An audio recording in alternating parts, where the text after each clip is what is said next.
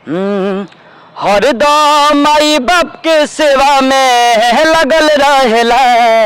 हरदम माई बाप के सेवा में लगल रहेला। एक दुनिया पागल कहेला। हाँ, एक दुनिया पागल कहेला। काफी दिन अभी कुछ दिन बीता है। एगो तनिया झा के आपका बहुत सारे गीत आया, तनिया कोठा रिटायर तो क्या क्या, और उस पर शायद वो बोली कि हम बबुआ विकास और तूफानी लाल यादव के बीच ही मतलब FIR कर रही हूँ, तो उस पर आप क्या कहिएगा तनिया झा को? और बीच में आपका मेल मिलाप भी हुआ था तनिया झा से। तानिया झा नाम नहीं है उसका। हाँ। तानिया झांटे। अच्छा। झ पर चंद्र बिंदु लगा के ट, उसका नाम है तनिया झांटे। झा मत लगाइए, ब्राह्मण कुल को नाश करना। निकालिए राम जी, न रही नहीं दुखाई, दिल के दर्द से बढ़े बेचैनी, पीरा पीरित के ना सहाई, दिलवे देता निकालिए राम जी, न रही नहीं दुखाई था। मतलब यूट्यूब पर कमाल नहीं कर पाया, लेकिन जितना क्षमता था वो गीत चला। तो उस ट्रैक को खेसारी लाल यादव नहीं उठा के सावन में गाए थे, वो गीत अब सुनाइए। ए जी धीरे धीरे काम करे जी, कौन ची के बाहर बरे जी, करनी बारी यारी कहे लहे लहे अटता, दर्द से फाटता, ए जिरौआ मजाक लागता।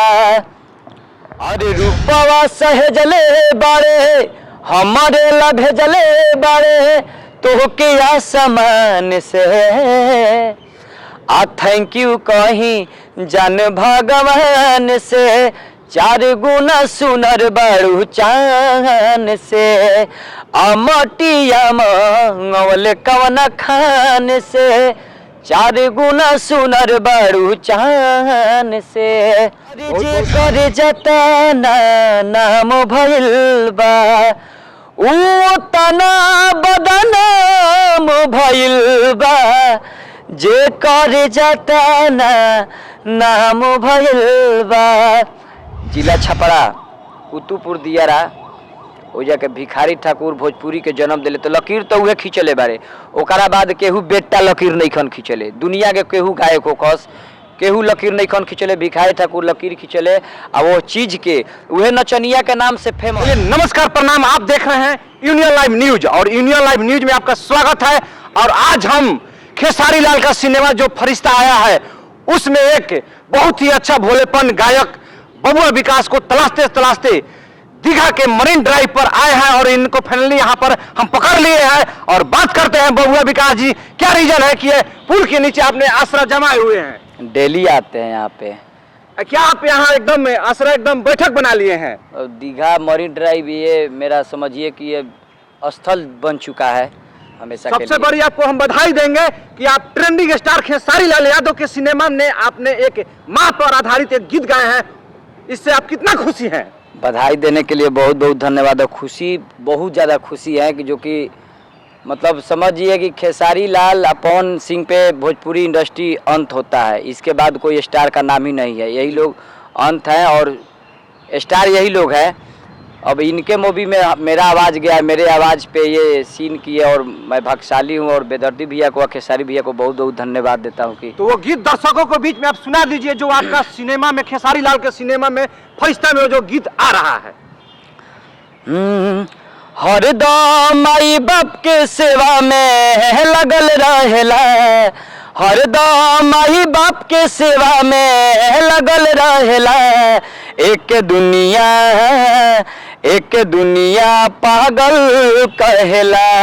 हाँ, एक दुनिया पागल कहेला। बबुआ विकास जी, आप ये बताइए, ऐसा पहली वो फिल्म है जिसका वो ट्रेलर ट्रेंड कर रहा है, इस पर आप क्या कहिएगा? दर्शक से कहना चाहते हैं कि ये मूवी बहुत इमोशनल, ट्रेलर में ही दम रुला देने वाला सीन है। सबसे आग्रह है कि सब लोग अपने नज़दीकी सिनेमा घर में जाइए और मूवी को खूब दुलार प्यार दीजिए और गरीब गाय का भी आवाज़ को थोड़ा पसंद कीजिए। क्या आप इस सिनेमा को देखिएगा? अरे 20 बेर देखम, 20 बेर देखम और लइकन के लिया जाके 50 गो के सिनेमा घर में घुसा के दिखाई। बबुआ विकास जी, आप ये बताइए, भोजपुरी इंडस्ट्री में आप बोल दिया कि पवन और खेसारी से ही भोजपुरी का अंत होता है। हाँ। कल्पना पटवारी, देवी, मनोज तिवारी, विष्णु ओझा, भरत शर्मा, क्या ये लोग लकीर नहीं खींचे? देखिए 10-15 साल से तो यही दोनों लोग संभाल के रखे हैं भोजपुरी को, तो हम तो अभी इन्हीं लोग को मानेंगे। और खेसारी भैया के मूवी में गा लेना यानी कि समझिए कि जीवन स्वार्थ है।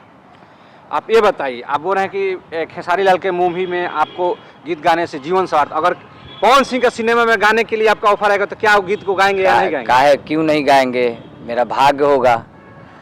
अभी देखा जाए तो खेसारी लाल और पवन सिंह के बीच में बराबर विवाद होया रहता है, तो ये लोग विवाद के घेरे में रहते हैं, इस पर आप क्या कहना चाहेंगे? देखिए वो लोग दोनों बड़े हैं और बड़े लोग के बीच में हम लोग टपकना बेवकूफ़ी होगा, चुतियापन होगा। वो लोग को लड़ने दीजिए। हम लोग का काम है कि थोड़ा देखें, मन में ही डिसाइड लें किसका गलती है किसका नहीं गलती है।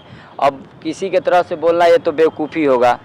और मानिए तो बात भाई है कि एकदम 3 दिन 4 दिन से गौनी जहिए से मंगौने बानी कि हमार सपना और टारगेट पूरा हो गई। जो उनकी अपना छपरा जिला में एक पंकज सिनेमा बा, शिल्पी सिनेमा, निरहू भैया शिल्पी टूट गई। हाँ, निरहू भैया, खेसारी भैया, पवन भैया के जब फिल्म लागे तब हमनी के जाई जा देखे तो चौकीदार हवलदार डंटा चलाए तो 2-4 डंटा पीठों पर लग जाए।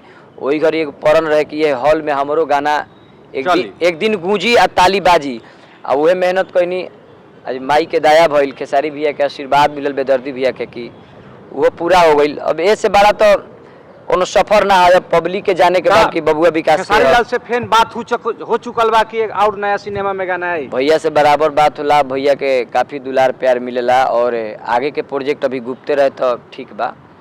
अभी होली के महीना आ गइल बाटे, होली हाँ। में कौन गीत राउर अभी आइल बाटे? अभी आइल नहीं खे, रिलीज हुई 2 से 3 दिन में रिलीज हुई, तनी टाइम लेके तनी छोड़ा जाला। अच्छा। हाँ, तो एगो होली गीत सुना दी चलते चलते।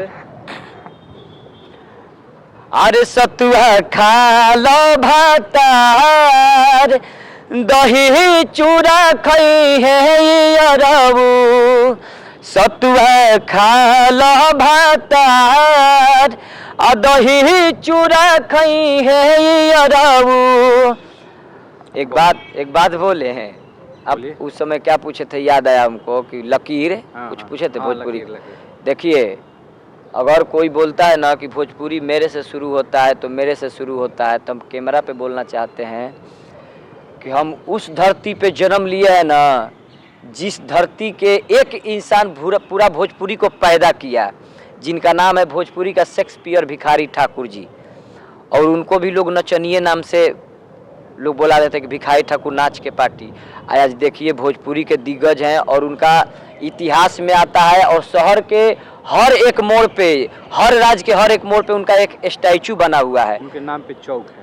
तो पवने भैया के वो गाना रहे, अरे जे करे जता नाम भइल बा ऊ तना बदनाम भइल बा, जे करे जता नाम भइल बा। जिला छपरा, कुतुपुर दियारा, ओ जाके भिखारी ठाकुर भोजपुरी के जन्म दिले। तो लकीर तो उहे खींचले बारे, ओकरा बाद केहू बेटा लकीर नहीं खन खींचले। दुनिया के केहू गायक हो खस केहू लकीर नहीं खन खींचले, भिखारी ठाकुर लकीर खींचले। आ वो चीज के उहे नचनिया के नाम से फेमस ट्रेंडिंग स्टार लोग नचनिया बोले, नचनिया थोड़े हमें। अरे डांस बा, इतना अच्छा क्वालिटी बा डांस के, तो लोग नाम ध दिलस। नाम उहे लोग धैले बा जे विरोधी बा, नाम केहू के ना धरम।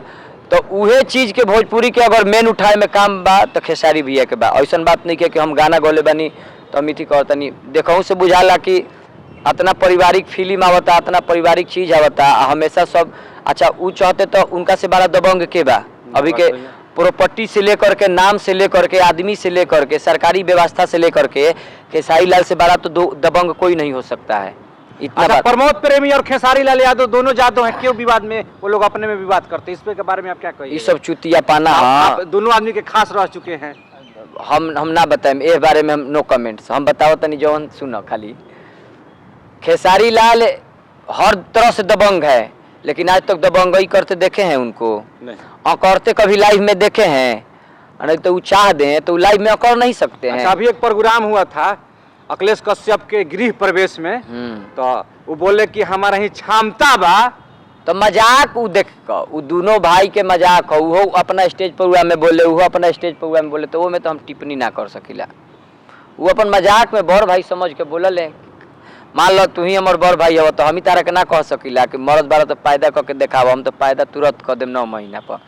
तो का ये कौन बड़ बात हो गई? आपका कहना है कि वो लोग मजाक करते हैं? हाँ मजाक है, वो उसको सीरियसली फैंस फॉलोअर्स आपस में फैंस फॉलोअर्स इन लोग को दिमाग नहीं है, ये लोग जाति में तुरंत ले लेते हैं। वो लोग कभी जाति को लेके बोलते हैं। पवन सिंह राजपूत हैं, कौन कास्ट उनका गाना नहीं सुनता है? कौन ऐसा व्यक्ति है कि उनका गाना नहीं सुनता है? खेसारी भैया यादव जी हैं, उनका कौन गाना नहीं सुनता है? और उसके बाद नीचे वाला स्तर में आ जाइए कि लोग जाति का टारगेट लिया कि फलना मतलब अहिरान स्टार, बबुआन स्टार, उन लोग को सुनिए कि कोई जाति कोई मानता है क्या? कोई जाति अगर कलाकार का कोई जात धर्म नहीं होता है। अहिरान स्टार अगर कोई है, नाम नहीं लेंगे, भाई है मेरा, अहिरान स्टार है, उस भाई से जाकर के पूछिएगा कि जादू छोड़ करके कोई भी कास्ट का लोग गाली देने के बजाय काम के लिए, प्रोग्राम के लिए, एल्बम के लिए कभी कॉल किया होगा? चाहे बर्थडे विश के लिए यादव ही करता है, ओनली यादव। तो एक कलाकार में ये नहीं होना चाहिए कि अपने जात को ही खाली खुश रखे। मनुष्य है, सबको कलाकारी के नज़रिए से हमको सबको खुश करना काम है, जाति का टारगेट कुछ नहीं है। बहुत बहुत धन्यवाद। आपको भी धन्यवाद।